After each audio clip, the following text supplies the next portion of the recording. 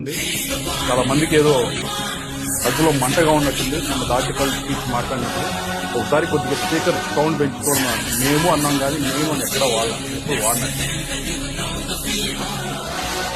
ఎందుకో భయపడతా ఉన్నారు. వైఎస్ఆర్ కాంగ్రెస్ పార్టీలో ఉన్న ఎమ్మెల్యేలు భయపడతా ఉన్నారు. చాలా మంది ఎమ్మెల్యేలు ఎందుకు భయపడతా ఉన్నారంటే ఈ ఎలక్షన్స్ లో ఏదైతే మొన్న జగన్మోహన్ రెడ్డి గారు చెప్పారో దాంతో వీళ్ళందరికీ కూడా బయట జనానికి అర్థం కాకపోయినా వీళ్ళకి అర్థమవుతుంది కదా. ఏదైతే మొన్న 4 రోజుల క్రితం నేను ఎలక్షన్స్ అయిపోయినగానే వైజాగ్ వెళ్తానన్నప్పుడు వారికి అర్థమైంది జగన్మోహన్ రెడ్డి గారు ఇక్కడ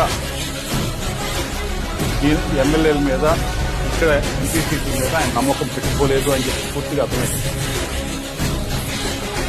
ఇక్కడ గెలవు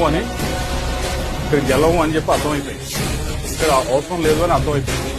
దాని గురించి మాట్లాడమండి. ఈరోజు మాట్లాడే మీ ప్రాంతం నుంచి రాజధాని ఇక్కడ నుంచి తీసుకెళ్తా ఉన్నప్పుడు నువ్వు దాని గురించి మాట్లాడము.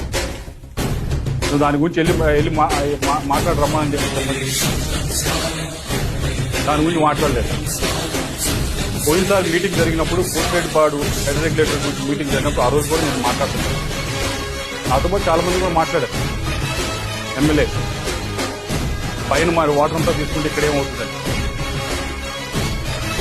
పైన వాటర్ అంతా మీరు అటు తెలంగాణ ఇటు రాయలసీమ తీసుకుంటే ఇక్కడ సాగర్ రైట్ కెనాల్లో ఉండే రైతులు ఏమవుతారు, 9 లక్షల ఎకరాలు ఏమవుతారని చెప్పి ఆ రోజు మాట్లాడటం జరిగింది. దాని గురించి మాట్లాడమంటే ఈరోజు ఏ 4 సంవత్సరాలు ఏం చేశారు మాట్లాడమని.